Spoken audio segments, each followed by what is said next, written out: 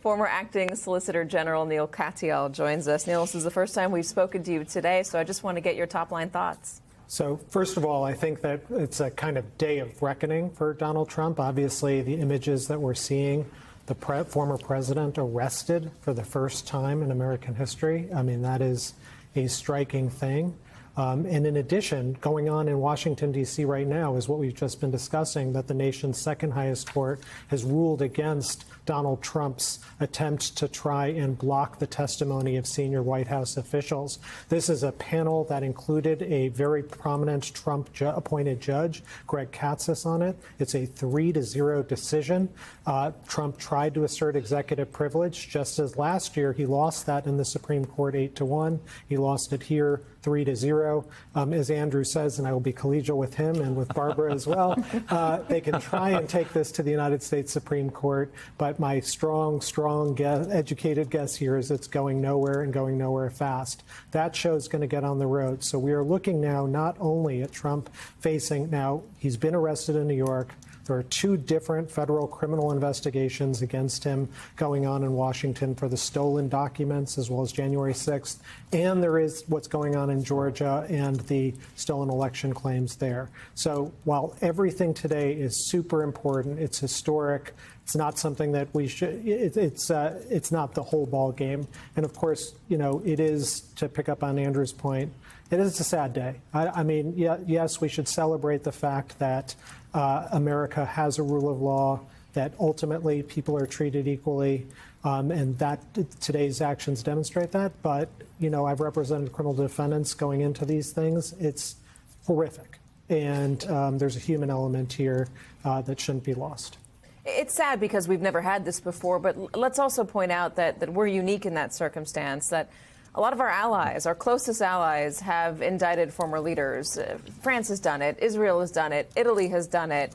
It's happened before. We just haven't yet gotten to that point. Does it give you any solace, Neal, to think that we are now able to do this, that we as a country can now acknowledge that even our leaders can do wrong?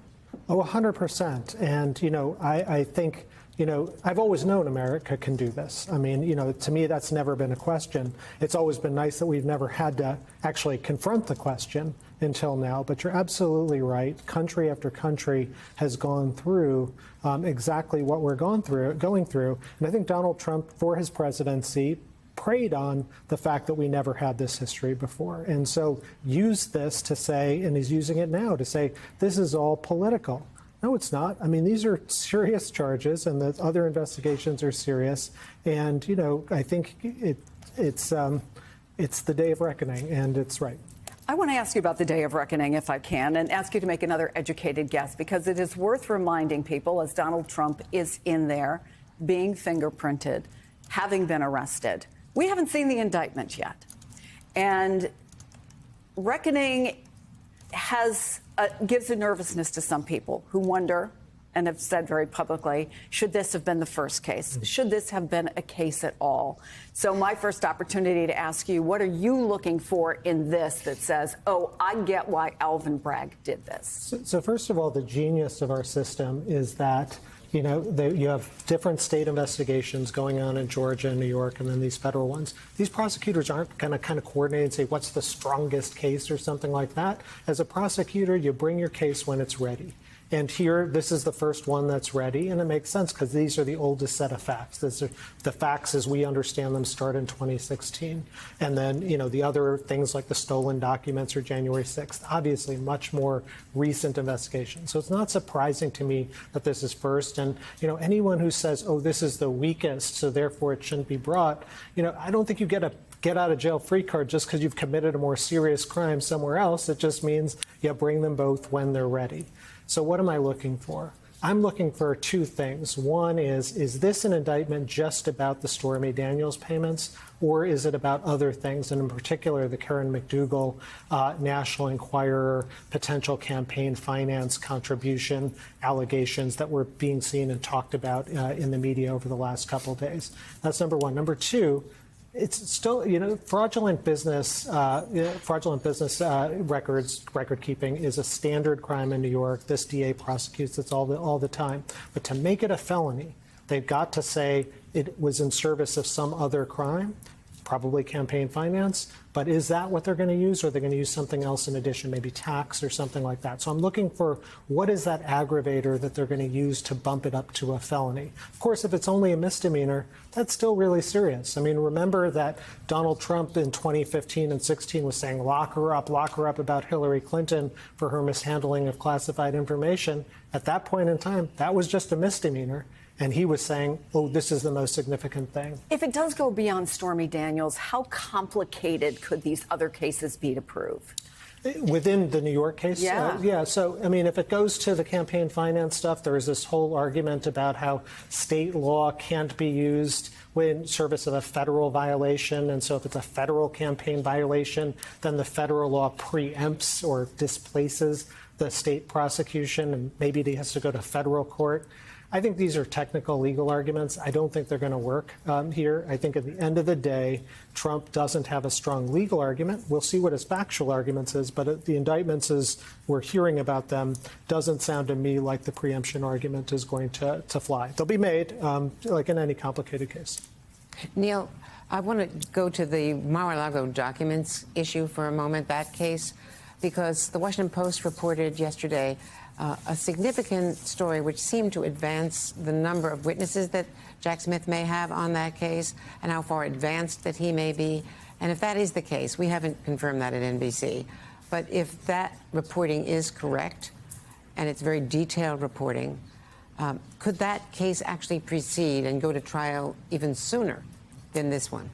Oh, absolutely. I've always felt like the Mar-a-Lago stolen documents investigation is a cleaner and simpler case. And there were two things, Andrea, that the Washington Post pointed out yesterday. One was, as you say, that they're bringing in additional witnesses, including the Secret Service. And second, they pointed out that Trump is alleged to have seen these documents after the subpoena, going through them and saying, I want to keep these documents like a 3-year-old because they're mine. They're mine. Both things are incredibly significant. On the Secret Service front, Secret Service is so loath to testify in criminal cases. I mean, I went and I watched the prosecution in the Bill Clinton investigation when I was a young Justice Department staffer, and the Secret Service came in to give their presentation to the Attorney General of why they shouldn't have to testify in the Monica Lewinsky investigation. It was really moving and the like. But here, when you're dealing with a former president, I think there may be a little bit less of that and a need to get that testimony. And then second, with respect to this other thing about Trump being in the center of the document scandal, his defense has always been, hey, I didn't know anything about this. I've been out of the loop and so on. And the testimony, or excuse me, the reports yesterday of the testimony suggest that Donald Trump was central to the scheme, that he was the orchestrator or the obstructor in chief. And obstruction is really important in this investigation because it's not just about the fact he stole these highly sensitive documents. It's about what he did when he was confronted with that and sending his lawyer out to potentially lie and say all the documents are turned over when obviously more than 100 were not. That's not something former Vice President Pence did. That's not something President Biden did. But it sure looks like it's something that Donald Trump did. And so a day of reckoning is coming on that, I very much suspect, soon. So, Neil, because you're the new guy, I'm going to pick on you and ask you another question. I remember back in 2016, Donald Trump said a lot that you can't vote for Hillary Clinton because she's going to be under indictment. You can't have somebody in office who's under indictment. Donald Trump is now under indictment. He could go to trial. He could be convicted. He could serve prison time, although it's not likely, I guess, in a case like this. Again, we're going to see the indictment and all the charges listed, so we don't quite know yet. But there are a number of other cases as well that could put him in the same position. Just by the way, this is a live shot of the hallway that Donald Trump will be walking down to go from the room where he's being processed to the courtroom where he will be officially arraigned. We're going to see a shot of him once that begins, so we're going to keep an eye on this. But just lay out what the Constitution says for me, Neil, about the qualifications to run for the presidency and to be president. Anything in the criminal law, if you're a convicted felon even, if you're serving in jail, bar you from being president? So, Katie, the Constitution says you got to be 35 years old, you got to be a natural-born citizen. It doesn't specifically talk about arrest, indictment, or conviction. So as Donald Trump walks down that hall, I think it's important for us all to remember he is presumed innocent in the eyes of the law. He is not guilty. He is not stripped from office holding or anything like that. If he is convicted, then there is an interesting question. Some federal offenses, like seditious conspiracy, something he might have to face one day, expressly bar someone convicted of it from future office holding. My view is if someone is convicted under at least for a federal crime, they are ineligible to serve as president because they can't vote, and if you can't vote, you can't be voted for. But that is something that is untested in the law, and because, like many things with Donald Trump, we are in an unprecedented situation for the first time. But we should all remember, right now, Donald Trump is presumed innocent, and we'll hear what the facts and evidence show.